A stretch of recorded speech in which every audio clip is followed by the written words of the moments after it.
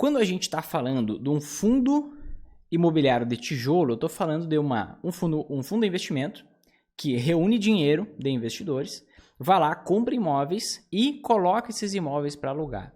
Tá? Via de regra é isso. Pelo menos o foco dos fundos imobiliários que a gente usa no método são aqueles que têm um mandato de renda. Ou seja, que o objetivo fim é gerar renda para os cotistas, os donos daquele fundo imobiliário, os investidores daquele fundo imobiliário. Então existe um imóvel físico ali, existe tijolo, existe um negócio palpável.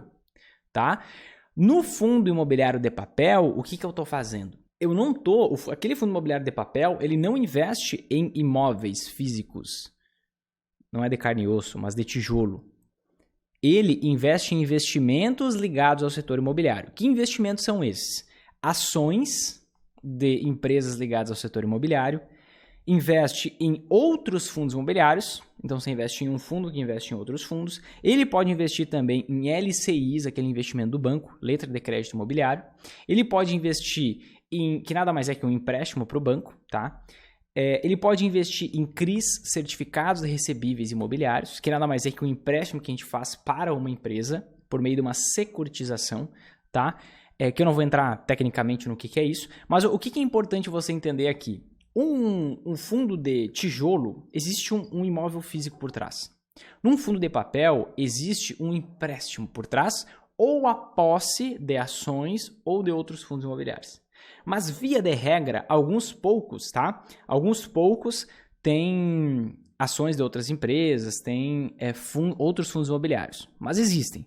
A maioria dos fundos que tem uma rentabilidade maior, que tem, na verdade, um rendimento maior, são aqueles que emprestam dinheiro por meio de CRIs e LCIs. Então, como que os fundos fazem? Geralmente, eles pegam aqueles bancos que têm...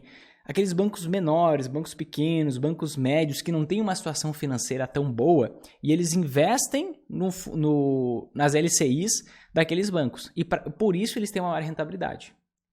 Eles pegam também, emprestam dinheiro para empresas por meio desses CRIs, certificados de recebíveis imobiliários. E essas empresas pagam um rendimento maior do que, por exemplo, a gente teria no Tesouro Direto. Só que eu sempre tenho que lembrar de uma coisa. O que é o investimento de renda fixa? É um empréstimo. Todo investimento de renda fixa é um empréstimo. Um investimento, por exemplo, em ações é um empréstimo? Não, é uma propriedade. Eu compro uma parte de uma empresa. Quando eu invisto em renda fixa, eu estou emprestando meu dinheiro para alguém. Tá, Vinícius, mas fundo imobiliário não é renda variável? É. Só que quando eu invisto num fundo de papel, o fundo investe em renda fixa. O fundo empresta dinheiro para bancos, o fundo empresta dinheiro para empresas. Qual é o grande problema disso? Sempre na renda fixa, quanto maior o rendimento, maior é o risco. Sempre na renda fixa, quanto maior o investimento, maior o risco. Por quê? Pensa você indo no banco, pegar um empréstimo. Como que é feita? O que é feito antes de você pegar um empréstimo no banco? É feita uma análise de crédito. Nessa análise de crédito, o pessoal do banco vai identificar qual é o nível de risco de emprestar dinheiro para você. Com base nesse nível de risco, o que vai acontecer? O banco vai cobrar uma certa taxa de juros pelo empréstimo que vai fazer para você. Tá? Então, quanto mais devedor, quanto mais histórico de devedor você tiver, quanto mais histórico negativo, quanto pior for a sua situação, maior é o rendimento.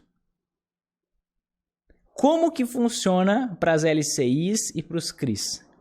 LCIs, quanto pior é a situação financeira do banco, mais o fundo imobiliário vai exigir de rentabilidade do banco para emprestar dinheiro para ele, para compensar o risco adicional. Quando o fundo imobiliário vai emprestar dinheiro para uma empresa, quanto pior a situação financeira da empresa, mais rendimento a empresa paga.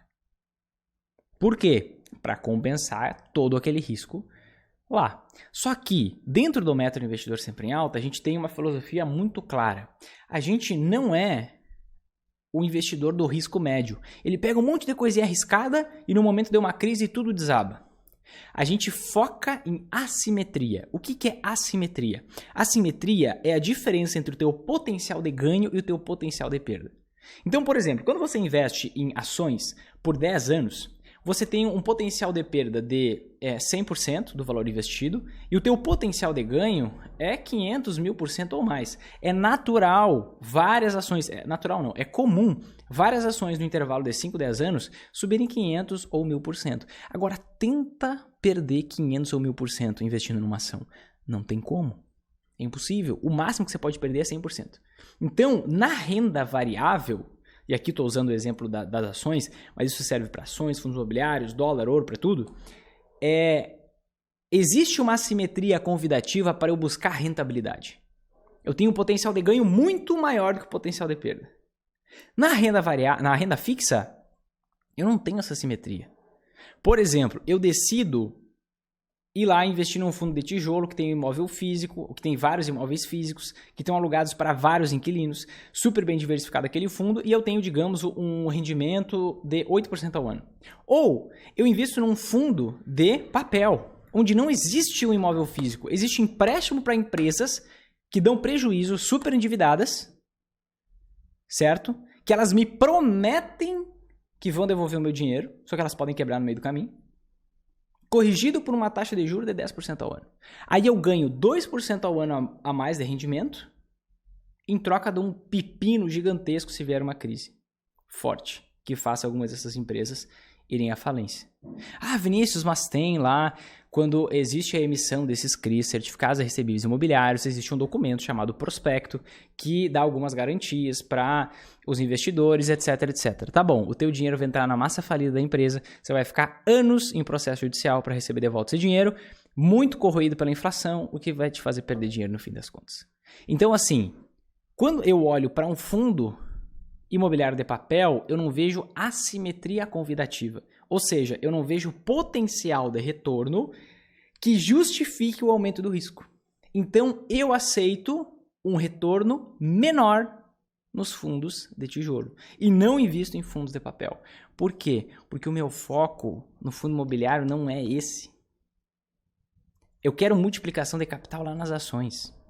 Eu quero proteção contra crises no Brasil investindo em dólar. Eu quero proteção contra crises internacionais investindo em ouro. Eu quero segurança e proteção contra a inflação investindo em renda fixa. Eu quero geração de renda, principalmente nos fundos imobiliários.